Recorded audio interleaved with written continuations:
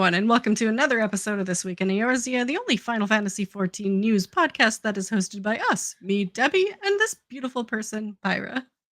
Oh, you're so sweet. You're beautiful. Oh, thanks. Happy Monday, Debbie. It's a nice way to start off a There week. you go. See, I had to make up for last week where I said this and pointed it. I needed just a little bit of redemption there. Totally. How's it going? Happy Monday. Happy Monday. It's been a good week. It's honestly been a good week. Nothing too crazy. How's your week going? It's a week. It's a week. Monday hits a little hard sometimes. It's not as bad as Thursdays, but we're here. And welcome everyone else for being here on a Monday. We've got some news.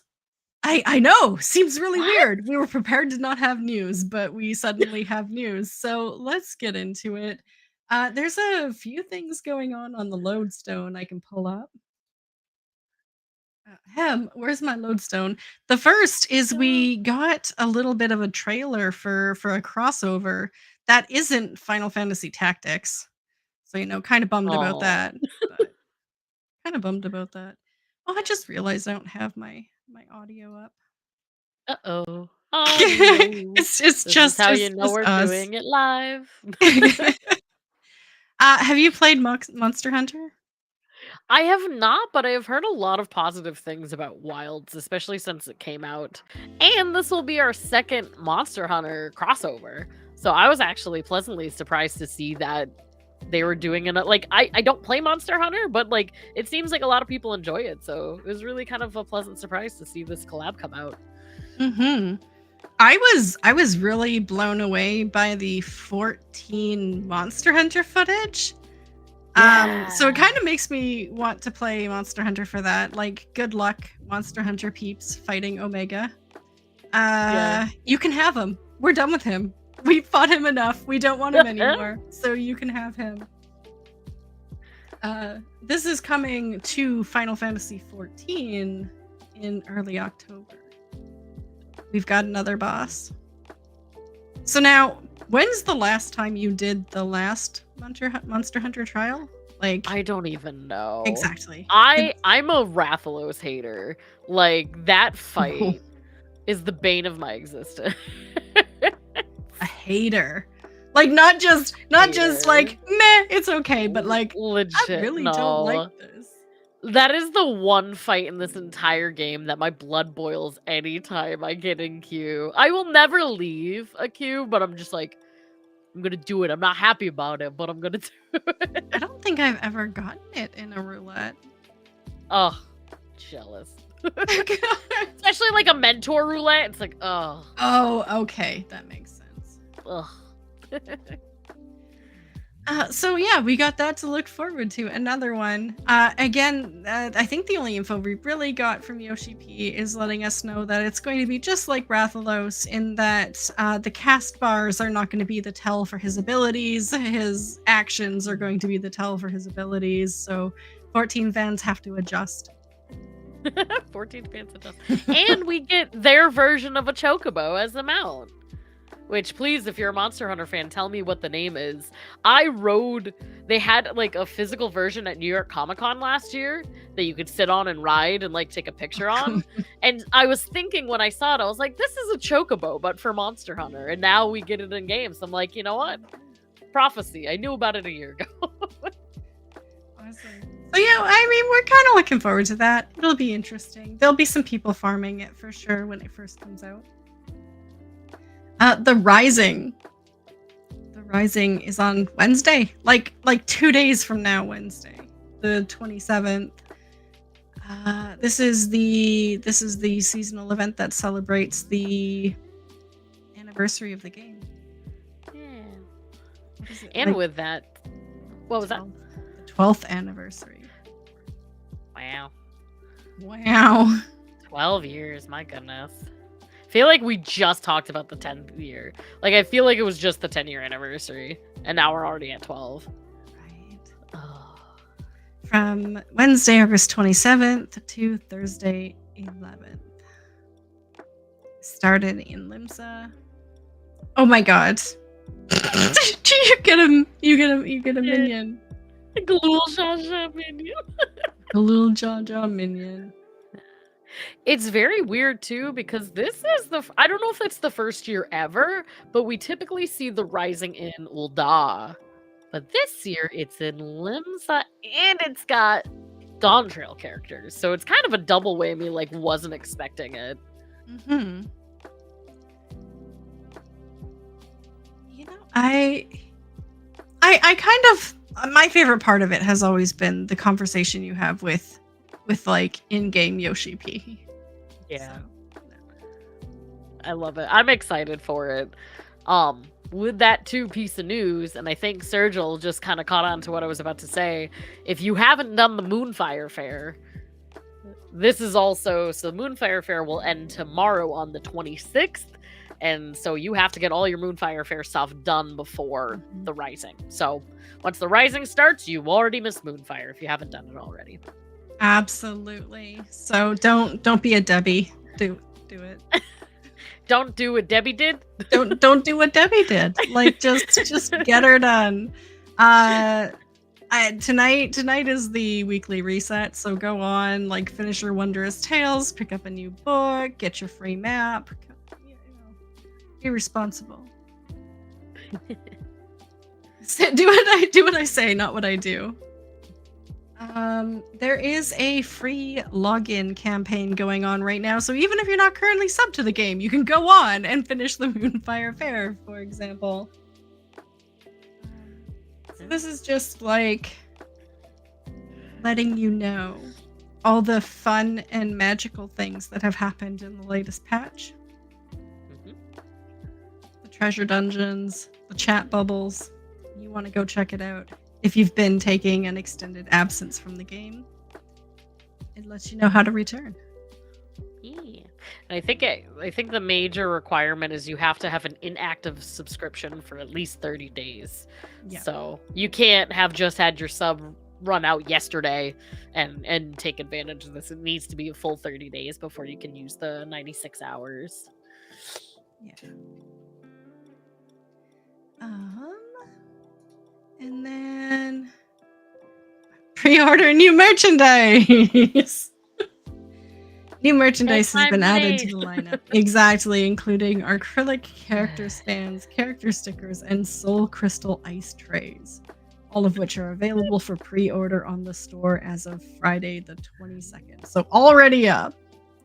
Yep. You can visit the Square Enix store to pre-order. The thing is, I kind of wanted to click on that and zoom in, but it doesn't want to zoom in. Oh, there is a link to the Square Enix store if you do want to look at the items themselves, because I know there's definitely more than what they show as well. Yeah, there's little standees. I like the idea of this stuff, and if it were like, I don't know, 100% cheaper, I would get it in a heartbeat. Yeah. Just the Square Enix store, man. The shipping, the prices. Let's share this tab instead. So we got the acrylic stand Sphene, just super pretty. So it comes with pretty. her name engraved on the base. Really pretty. $19.99 plus for me, like $15 shipping. So, you know, not worth it if you live outside the continental United States, but you know what?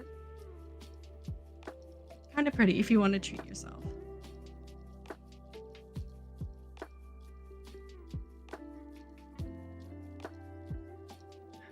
Yeah, I don't know about you. The one I'm obsessed with most as a raider is the sticker set. Sugar Riot. The stickers. Oh. There's like the boy, or a boy. Look at that. Oh. The Emmett one I'm trying to not look at because it's about to go in my shopping cart. Ugh. Oh, it's kind of got broody Eorzea Emmett on there too. You have both. You have both. Can't pick one? Have both. Ice cube tray. a little bit extra, but I think you're right. I think that is the mold that they use for the chocolates in the cookbook to kind of make them all jobstony. So you don't have to do like ice cubes. You could set anything that sets in there. Yeah. And I think that's it for stuff on the lodestone. There's stickers. Yeah, there's some stickers sets too. So the Sugar Riot ones I think are the cutest because they're like all glitter. The ones in like the top right there or on the site, they're like all glittery. If you did Sugar Riot, those images haunt you. So like it's kind of a Beauty and the Beast situation. What is that? Oh, I see. Stockholm Syndrome. Stockholm Syndrome. Where it's like, oh yes, I was there at the War of Sugar Riot. The Anne hit me many times. Oh, there's a land. The Anne, yeah. I love the Annie.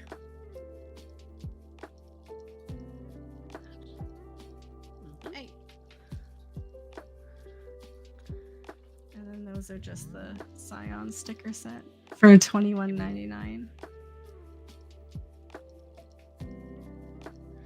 See, I would like to have it, but it's not like I would ever put them anywhere, you know? Yeah. I would just have them and be like, oh my god, these are really pretty, and then just never put them anywhere. Yeah. They would just exist. I have that issue too, which is like the hard, like, I don't know if I could justify it.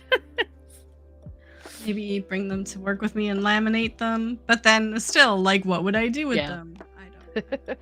But if you know, they're an option.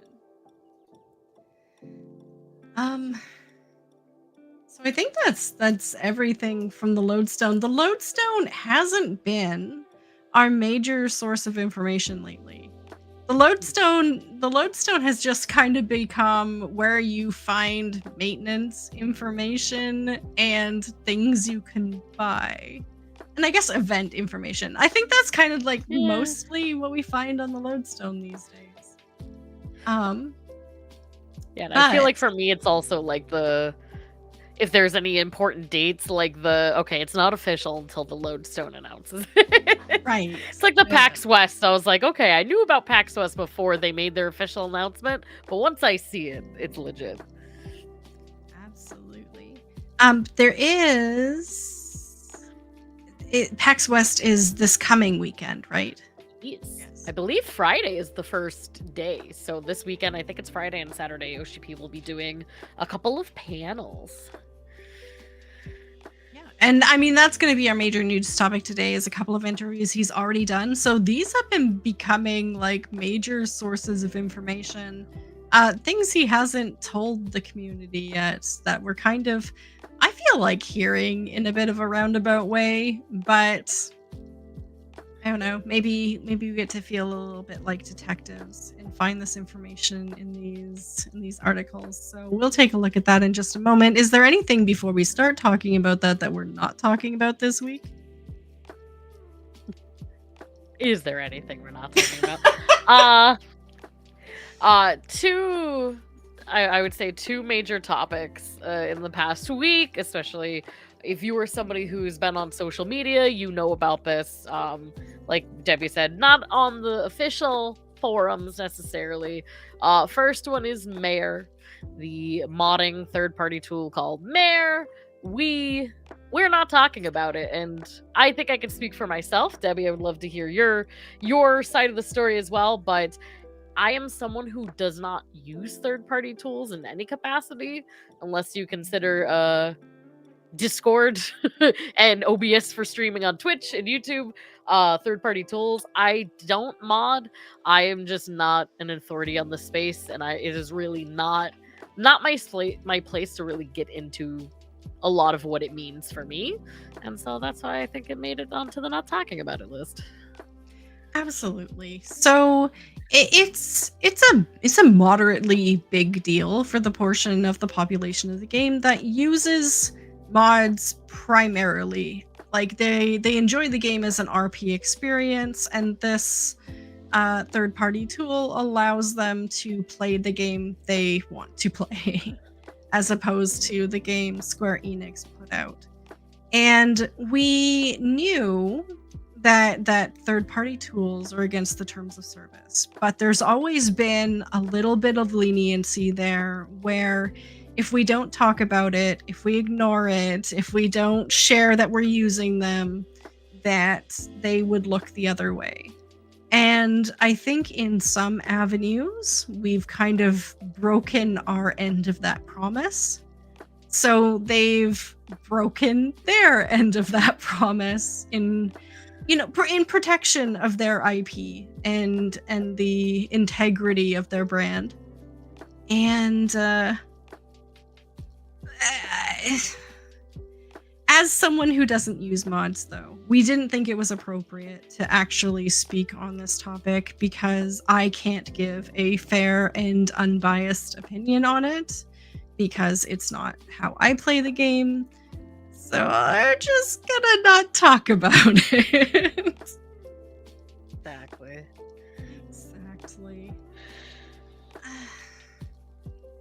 To those of you who did use it and are at a crisis of conscience as to whether you want to readapt to play the game you have, or whether you want to take a break from it because the experience you enjoyed is gone, I feel you. I feel you. And I'm hoping you can find something else to bring you back to the game if you really enjoy the game. There we go. Is that okay? Yeah. I think you put it very, very well said. Very well said. And then I know there was another half of our not talking about it too, which is, of course, there will always, I think until the end of time, there will be influencer / content creator drama in the midst. Without naming specific names, I'm sure people can look up, and I encourage people always, almost like the mayor thing, to kind of like do your own research on certain sources to kind of get the full picture. But there are certain individuals that are kind of pushing their own politics into the game, and I think the only part that I want to say before not talking about it is sometimes it's good to, I think as a content creator, I'm going to put out the energy in the world that I want to receive. And sometimes when I'm looking for content creators, fellow people to look up to and look at, it's just good to kind of understand their morals before supporting them. And so, yeah. Absolutely. Do you think we can name names in this case? Or do you think... I'm fine naming names if you're fine naming names. So this is on the ex Twitter accounts that I stopped Twitter. looking at months ago. I deleted off my phone, deleted off my computer. I haven't been on, so I personally haven't seen this, but it was a few things, several things, ongoing things. Yep. That Lamatod in the community had posted that didn't jive with a lot of people. And so there's been some people in the community, also very active in the community, like Mr. Happy and Spoofy, who have kind of spoken out a bit against it. And I think this is a big deal because this is curating your experience of the game even further. Because if you, even if it's someone like Lamatod who had some health issues a number of years ago and got a lot of love and support and kindness from the community, we all banded together to wish him well. He went through some stalking from another individual who was harassing him, and we kind of banded with him through that as well. So to now be kind of on the other end of, listen, we care about you, we've supported you all this time, but now you're saying things that we don't agree with, and having to draw that line isn't necessarily a really easy thing to do. But some people have done it, and I encourage others to kind of be mindful of that too. Just because you respect someone, or maybe you've appreciated what they've done for you in the past, or the experience they've given you, if it starts to become uncomfortable, you can cut those ties. Absolutely. And I think it's one of those scenarios where me as everything, as a person, as a content creator, as a lover and player of the game, like, there's a certain level of, okay, you know, I know that everybody's going to have different views, but I think when it gets to certain levels of, like, humanity and just, like, how people care about each other, how people talk about each other and their politics, like, there are certain things that just, like, for me and my values, I can't accept. And so it just, this week's kind of, like, blow up on the formerly known as Twitter platform, it kind of makes me, like, reevaluate certain people that I follow and watch, and, like, anytime I see something like that, it's like, okay, yep, the support is gone. Like, it's standing up for my values in a way that makes sense to me. So, you know, I'm not going to actively go out there and try to change someone's opinion or, you know, like, battle that opinion. However, I know I can take my support away, or, you know, put my support to people that I care about more and that kind of care about similar values. So it was just kind of a nice reminder of that for me. Absolutely. And I mean, there are things that we can disagree on, like, you know, whether or not we use mods in the game, and that doesn't change the way you feel about a person personally. But there are other maybe non-negotiable standards that people have that change. So, you know, Absolutely. We're not. I don't want to talk about it. Yeah. That's it. We're done. That's it. We're not talking about it. Okay. On the other hand, the hot topics we do want to talk about. So there were a couple of interviews that came out this week that we talked about, where we got some new information, and I have them up here. I haven't even gone through all of these. I've kind of watched recap videos from Mione and Mr. Happy. Have you kind of gone through them a bit more? I've gone through some. I have not gone through all, because I believe a bulk of them happened today, and of course Mondays is my long day at my day job, so it was not I didn't get to go over them in depth, but I did get to get some good TLDR of some of the things coming up. That's good. Final Fantasy. Oh, there we go. I'm trying to bring one up. I went and I saved it as a web page instead of sharing the web page, so that you won't see, like, all sorts of flickering ads and stuff. So hopefully this works. I was like, I wanted to find a way to do it so that it's not just, like, a ridiculously weird experience. So this, I think, is the most recent one. This is the one that I've so it just posted today, but I've seen this one posted on multiple sources, including Mr. Happy did a pretty comprehensive look at this article, as well as different Reddit posts and social media platforms. I've seen people post this today. So I mean, the first question, how are you satisfied with Dawntrail's story conclusion in 7.3 and the reactions of the players? Little bit spoily, this part of it. But definitely worth a read. He really does admit in here that he has been paying attention to player feedback. Yeah. And so when I was in Japan before coming over to Germany, which is where this interview is taking place, I checked the player feedback and I could see that generally there was a good response. And now that I've come to Gamescom, this is the third day that we have been having interviews, and I've had the chance to meet members of the media, and they've been telling me as well about what aspects of the feedback they found from the community, which were received very well. And taking their comments into account as well, I feel that we generally did quite well in the patch. Yeah, you did, Yoshi. Yeah, you did. Can we expect a new character similar to Wuklamot to kick off a new story arc in 7.4? Torchy's like, no. No. the first word, no. He says no. He doesn't want to spoil it because he said there will be Dawntrail characters, of course, in 7.4 and 7.5, but there won't be introducing any new characters because right now they're moving into another major arc, and it would be weird to introduce another character at this time. So they're going to more like expunge on the characters they already have in play and move the story forward. I know that you don't want to spoil things, but do you see a potential in including other Tyrell characters in the next plot development? Yes. But if I answer that, it will be a spoiler. Yeah. I mean, just like sometimes in subsequent patches, we still see like Hien or that sort of thing. Right. They show up and they still exist in the world. We still see them from time to time, but they kind of have their own thing going on. Yeah.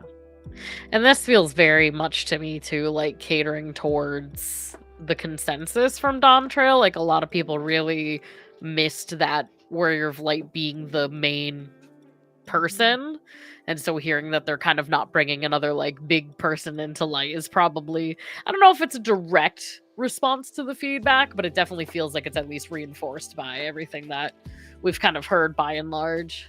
Exactly. Being more than a year after Dawn Trail's launch, would you do some things differently, like distribution of content, dungeons, or raids? He says, rather than the distribution of content, we are working on creating big changes to the content hierarchy in the game. And starting with patch 7.3.5, we'll be introducing a new deep dungeon, which is called the Pilgrim's Traverse. And with this, we'll be drastically changing the approach to deep dungeons. So this new deep dungeon will be one with which both hardcore players and casual players can enjoy, and this represents a change in our approach to content design. So this is something he's mentioned before, where now instead of looking at making sure that they release 20 different kinds of content to appeal to the 20 different kinds of players of the game, they're going to release like 10 different types of content, but it's going to be more versatile and more players can engage with it than we do. I'm getting that right, Pyra?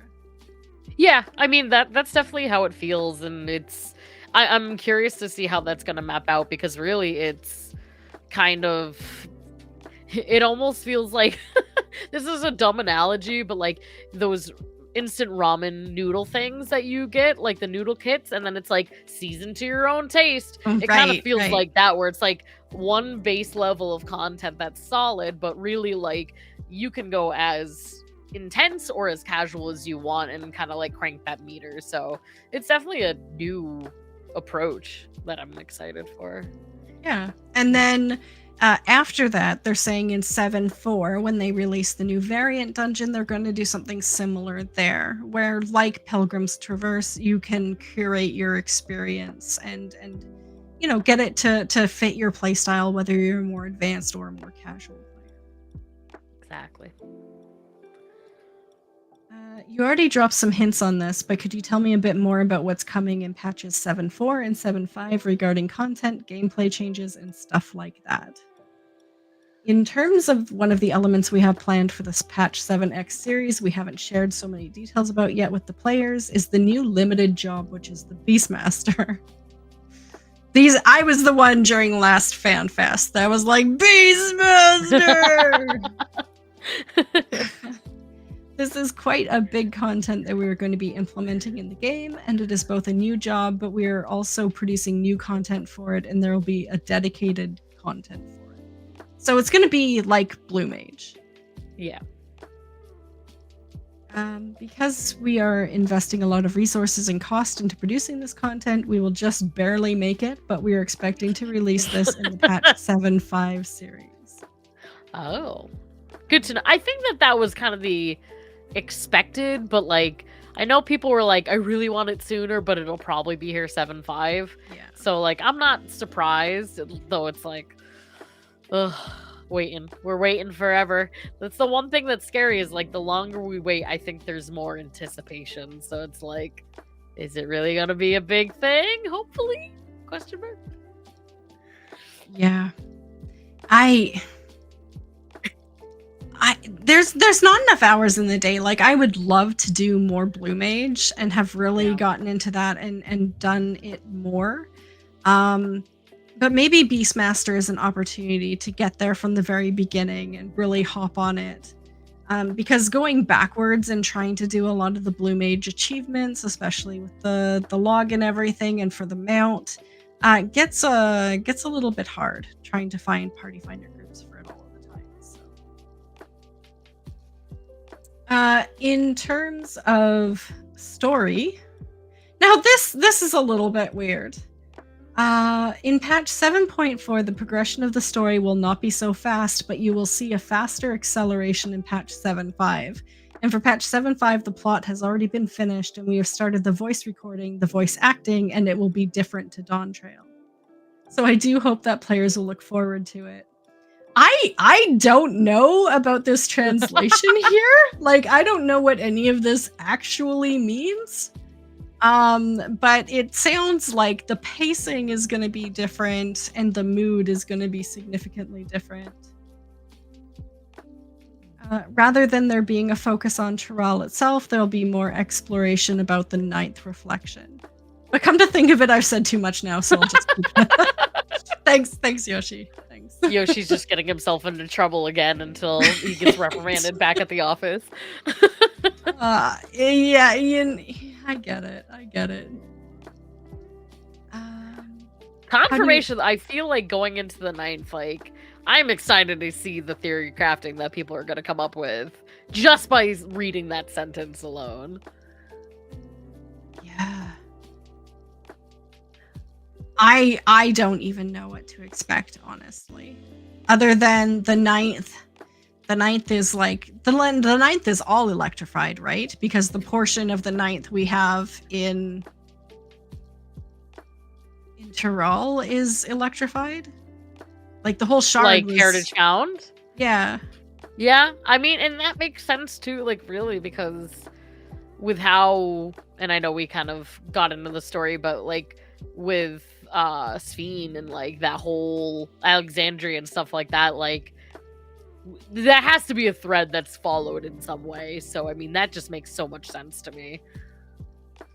Yeah, it'll be interesting to see what we do there and if we're able to bring it back from the brink, like we kind of did with the first. Yeah, it had a bit of a calamity there, but we were able to turn things around. How do you see the reaction of the fan base towards 11 and Vana'diel integration into the current raid series? Oh, this is cute. Of course, Final Fantasy XI is a game with a long history, like over 20 years, and it is our senpai of sorts. And so it is a more senior game than us with more history.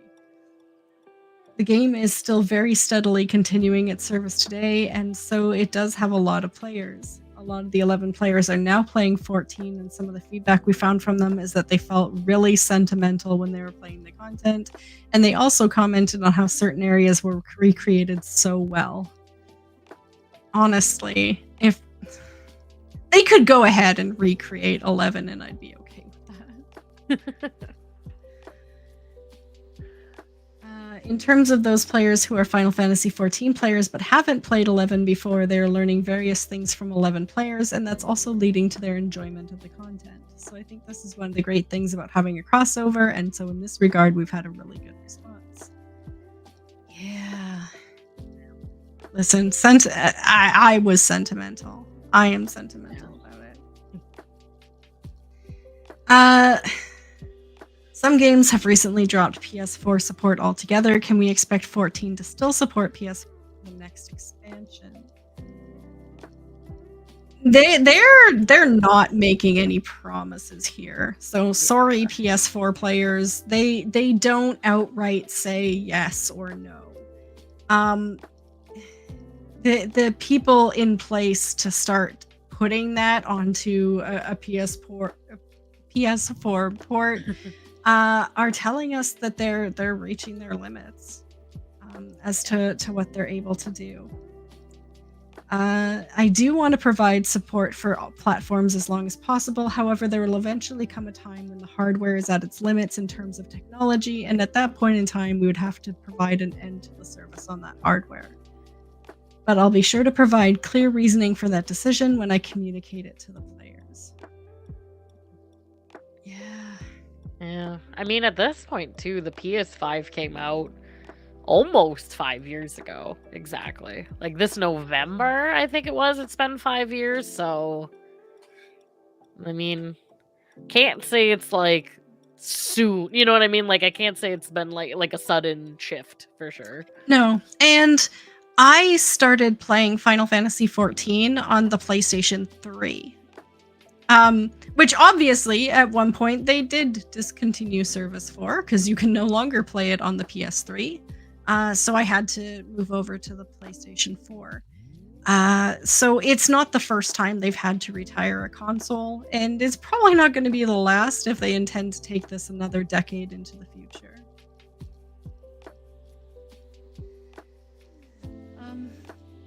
Maybe another one on the platforms. An Xbox version is still quite recent for the game, so how's the feedback on Xbox?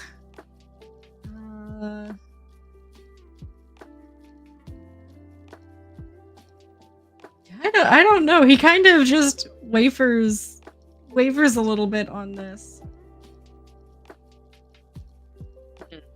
And so it was very much along the lines of general feedback, and so I think we're now at a point in the community where they don't really think much on what platform, and we basically have the same general feedback that's gathered.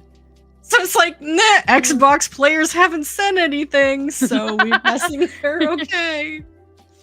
At that point, it's like no news is good news, question mark. Like, I don't know what else he means by that. There are already talks about the next generation of consoles, whether it will be Xbox something or PS6. So do you see Final Fantasy XIV as already a cross-generational game, but going even further into the future for the next generation of consoles? His aim is to provide Final Fantasy XIV to as many players as possible. Makes sense. Director of the game wants as many people to play it as possible. Shocker. So if a new generation comes out, he's probably going to want in on it.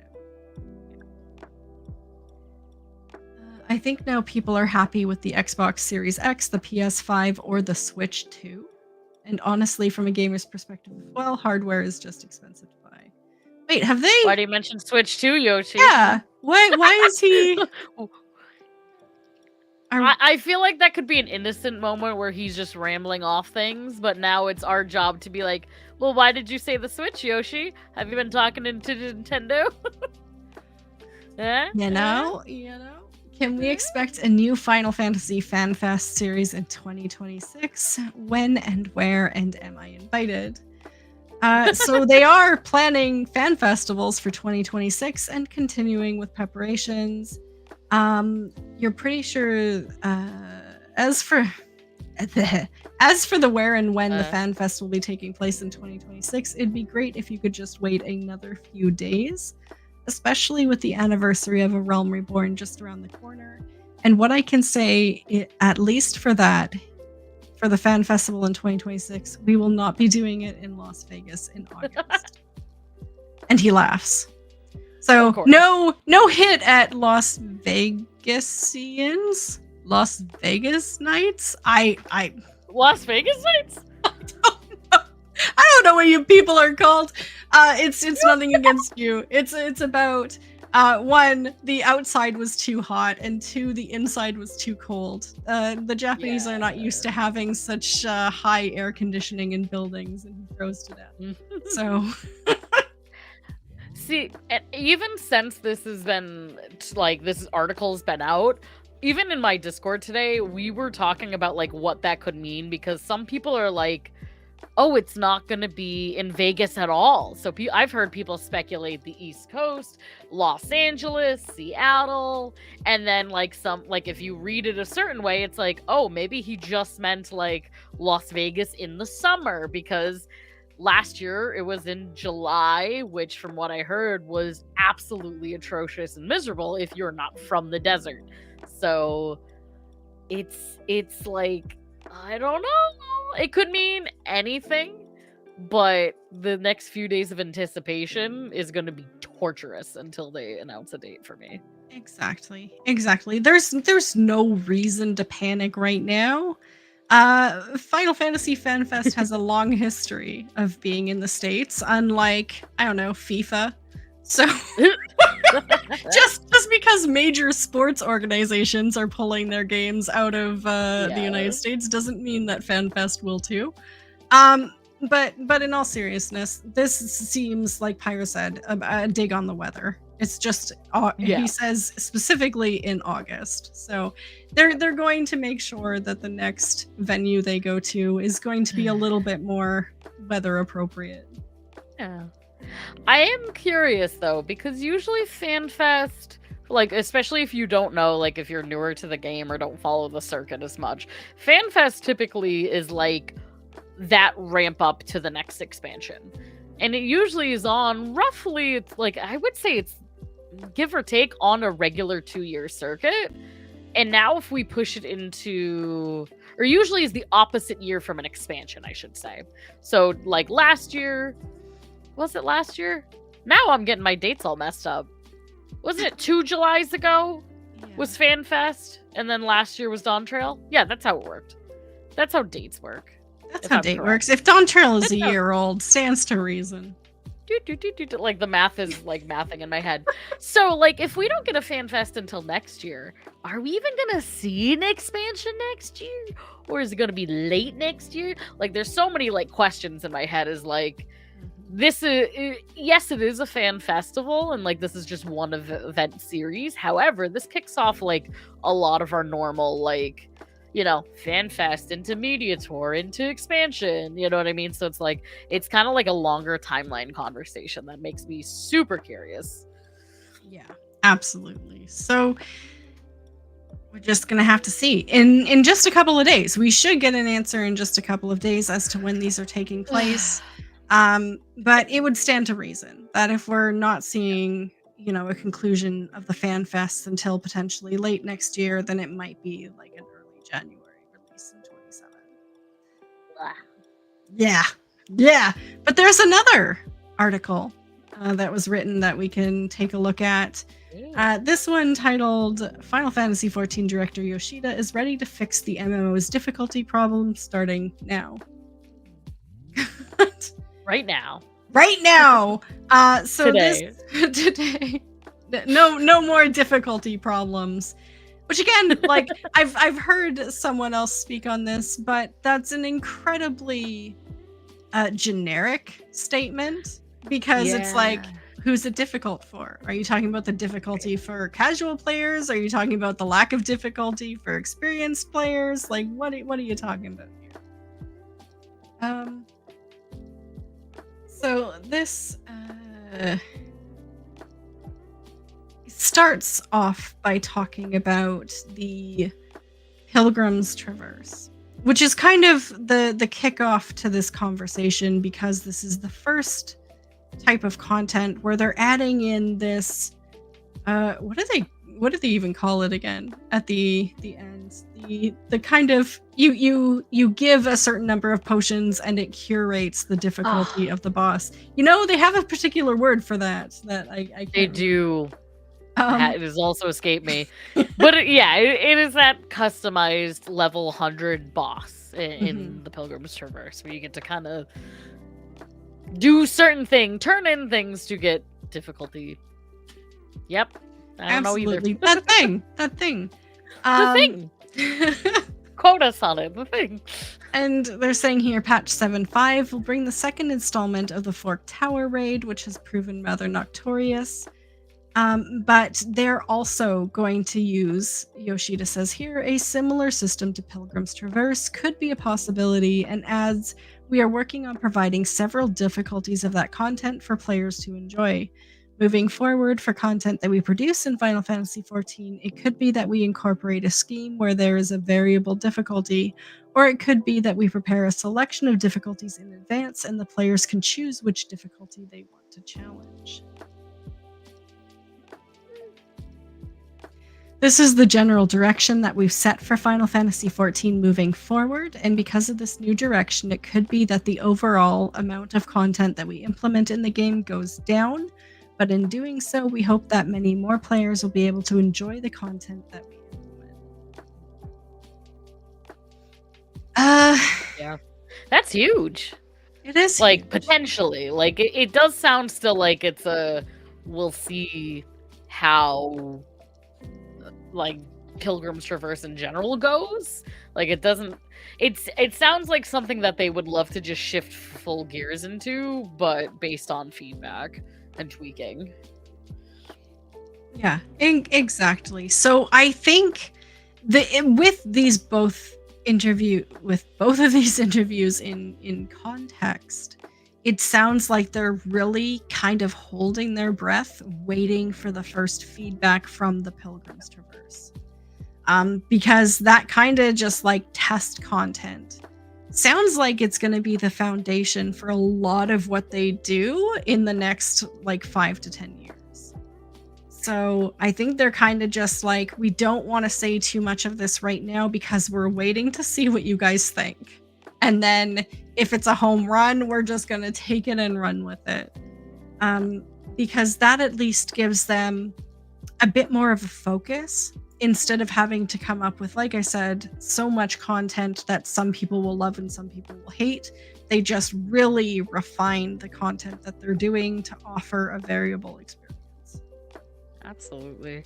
I think a thing too, like, and we've talked about this before on the podcast, but like one of the shortfalls that I think Final Fantasy XIV has occasionally is like the amount of content that kind of has a limited shelf life and then kind of dies off.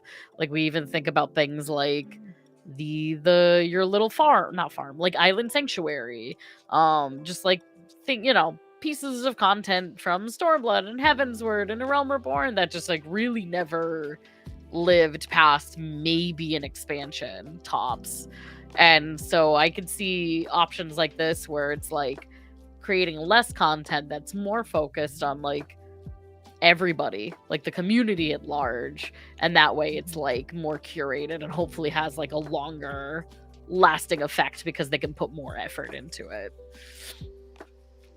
Yeah. No, absolutely. I'm thinking back to something I heard Mr. Happy say where he's like, do you honestly believe when it comes to Pilgrim's Traverse that there's going to be any farming parties for like 15 or 30, or do you really think that people are just going to be farming that 40 for the max rewards? And it's all speculation right now because we don't know. Yeah. Maybe there will be a sweet spot at a lower difficulty where the rewards outweigh the effort you're putting in, but it's all up in the air. We don't know. Yoshi doesn't know, so we're really just waiting to find out what everyone thinks. With 8.0 and the next expansion still yet to be announced, Yoshi isn't ready to offer any hints there, although he's happy that the team is on the right road to achieving its stated objective for Dawn Trail of offering more unique fights. And if that was their objective for Dawn Trail, they have heckin' nailed it. Like, I will say that right there. It's always the case that we want to provide a unique battle experience, and I think with the response we've had, we're making good progress with that, and we will continue to put our efforts into making battle content unique as an experience for the players. Yes, nailed it. Please keep doing that. We like it. It's fun. It's engaging. You never know what you're going to expect now. These are not the dungeons we had back in ARR. These are magnificent. As for what's to come in the remaining post-Dawn Trail patches, Yoshida gives us a slightly clearer schedule with a few key confirmations. The next raid is going to be implemented in patch 7.4, and probably in patch 7.5 there'll be a new ultimate. How does that make you feel? Probably in 7.5 there'll be a new ultimate. I'm fairly confident that those dates make sense, and I think for legal purposes he probably has to say probably so that he doesn't get yelled at if it's 7.5 X, right. I'm also happy with the time frame. Like, some folks were anticipating an ultimate by now, but I'm really like, with the amount of content that's been getting pushed out, I think that that's a mighty fine time frame to do it. So I'm not worried yet. Okay, so fingers crossed. Yeah. The probably is just like legalese. I think it's like when they put up the, like, even the Rising, the Moonfire Fair had it. Always underneath the date is time and date subject to change. Right. It has rarely never been kept to that specific time frame, but they will always say that as like a disclaimer.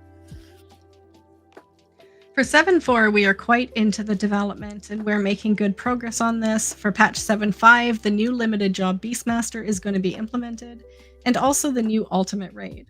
Oh, see, now they're like, oh yeah, there's an ultimate. Because of this, it is extremely hard on the development team. The battle team working on the development is really at a loss. For 8.0, we haven't even announced anything, so I would say, hypothetically, if we're working on it, it is smooth. I mean, yes, Yoshi, hypothetically, if you haven't said anything, we have to assume it's going well. You haven't announced a date, so you haven't had to announce a change of date, hypothetically. Yeah. What does that even mean? Also arriving in October is the crossover with Monster Hunter Wilds, which will bring Guardian Arkveld to the MMO. Yoshida confirms that the idea came about when he went drinking with Capcom's Yuka Tokuda from the Monster Hunter team during Gamescom last year. You just went out drinking with the Monster Hunter team? Okay. Perfect. It's how real business gets done. Right? He notes that they had to wait until Wilds launched and the 14 team had time to play it and figure out how the collab would work, estimating that the development process ended up taking almost 5 months. I mean, makes sense. If you want to collab with a game, the people who are designing that portion have to know how the game works. The Rathalos fight implemented in Stormblood. So what do you think of these rumors that Dawntrail is Stormblood 2.0? Oh, yeah. Is it spot on? Some of it, yes. Like, I would say there are parallels, but not, like, to the T. Like, one thing, as much as, like, my kind of, like, hear me out, as much as Stormblood's story lacked for a lot of people, and a lot of different elements of Stormblood didn't hit, especially riding off the coattails of Heavensward, which was amazing, like, from front to back, Stormblood did a lot of really good things for the game. Like game-wise, like mechanics-wise, raid-wise. I mean, people had just come off of Alexander, like, where raid teams were broken up and people were like, is this how this is gonna be in the game? And Stormblood really brought a lot mechanically to the game that I think shaped the game as it is today. And I see those parallels with Dawntrail now, even with we talked about just even the dungeons and this whole new system that they're trying to do with the Pilgrim's Traverse and then some.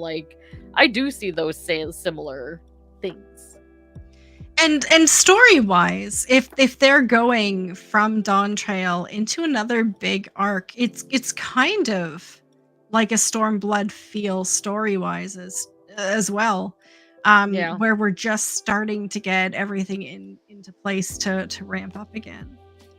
So if the shoe fits. The shoe fits. One thing I can say is don't pay attention to the cast bar, but look at the monster's movement in regards to this little guy. This is our Monster Hunter Wilds fight right here. Oh, look at that little guy. Yeah, look at that little guy. He's kind of guy. very dragon-esque. He looks like a white Nidhoggy type dragon. I don't know. I haven't played Wilds. Please don't come. Huh? Yeah, I was gonna say almost like Nidhogg if he were a Sin Eater. Right. Yeah, I don't know what is happening there. In closing, Yoshida really emphasizes his desire for players to get in and try Pilgrim's Traverse when patch 7.35 hits. I want to get all of the feedback from players, he says, whether you're a deep dungeon veteran, a complete newcomer, a hardcore solo enthusiast, or a savage and ultimate raider who might normally skip the feature. He wants to hear what you think. This is exactly what I was saying. Yeah, he really, really wants that feedback because he is staking the entire next decade of the game on this. Yeah.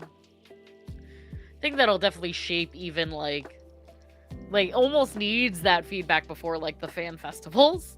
Like really before they start talking about the game more in the future. They kind of need to know how it's going to work. Right. Like, are they going to phrase that as a positive feature of the next expansion? Or are they going to downplay it as, you know, hey, this idea we had that you guys are kind of mixed about, we're going to pull back a little bit. Yeah, no, you're right. He absolutely needs to know what we think of that. Yeah, so that's the end of that article too. So those are the two interviews that we saw that have come out in the last couple of days. But with PAX West this weekend, there's going to be more. Absolutely. So what do you think? What are your takeaways? Do you have any? Biggest takeaways from all the interviews. I mean, biggest one is that the biggest one that I'm excited for is that we'll hear about FanFest hopefully this week. Yoshi literally said the next few days. Now, we don't know when the article was written technically. Like, we know it launched today. We don't know exactly when the interview happened. I think they might have the dates in there, but hopefully as soon as this week, we will know about that. 7.4 and 7.5 is going to focus on the 9th. They're going to kind of make it slower, but then, like, ramp up the pace. Yeah, and Beastmaster and really new cool developments in how we play content and potentially the tipping scale of how we do hard content in the game, or, you know, a mix of casual to hard content. Absolutely. It's nice finally getting a date for some things, like Beastmaster really narrowing it down and getting confirmation that FanFest is still happening. I don't think a lot else was really anything we weren't expecting.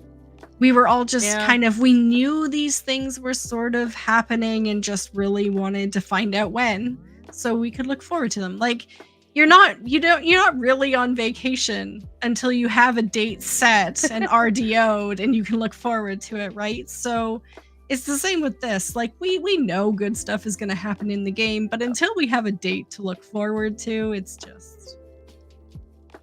So I appreciate that. I have the feeling that, as it normally does, we'll get this information probably tomorrow. Maybe even as soon as we hang up this podcast. They'll be posting on the Lodestone. It likes to do that to us. We're like, hey, let's have a news show, and then all the news comes out the next day. Never fails. Never fails. But even just what they've given us is more than what we had. Yeah. I don't got anything else. What are you up to this week? Yeah, that's it for me. So this week I am actually so I will be doing my normal stream stuff for Final Fantasy XIV Savage / Ultimate rating Wednesday and Thursday, and then I am off this weekend as me and the majority of my static are doing an IRL meetup. So first time meeting up with all of my static folks.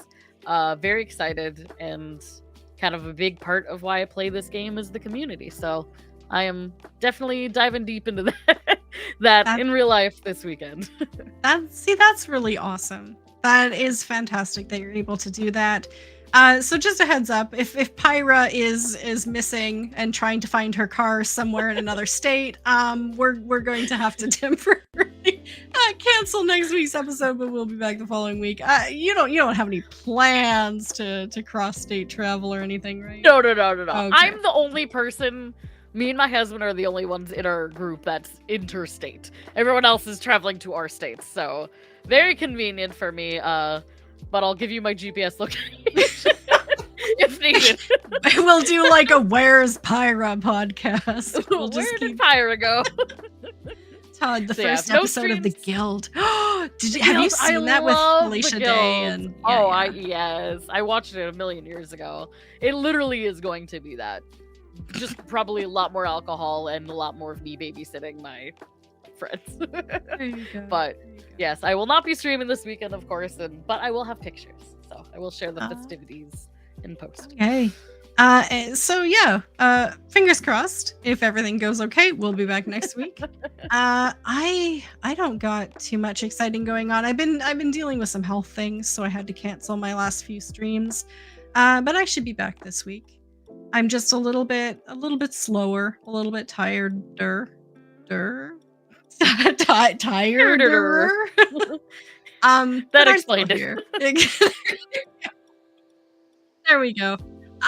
But I'm still here, and I'll be streaming this week. Trying to get my role quests done. Should I even say that just to hold myself accountable? I need to do my role quests, all of them. I haven't done any of them. After you do the rising. After I do the rising, and I need to unlock the Mamook because I haven't done that, and I need to do the last Hildebrand because I haven't done that. So A little bit of maybe catch-up. We have time.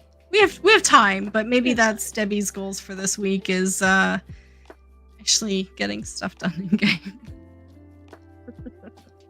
Tell me in the comments below, what are your goals for this week? Do you have anything you've been meaning to catch up in game and just haven't, just like Debbie? But whatever it is, do make sure that you finish Moonfire Fair because this is your last opportunity. So. Yeah. Well, thank you so much for being here and chatting with me. Thank you. It was a good episode. And we got some fun stuff cooking for next week, so I'm excited. Absolutely. Yes, so stay tuned. We're back same time, same channel next week with more Final Fantasy XIV news and hot takes. We had some hot takes. We did. we did. Hot topics. Awesome. Take care, everyone. Love yourself as much as you love others, and we'll see you in game. Bye. Bye.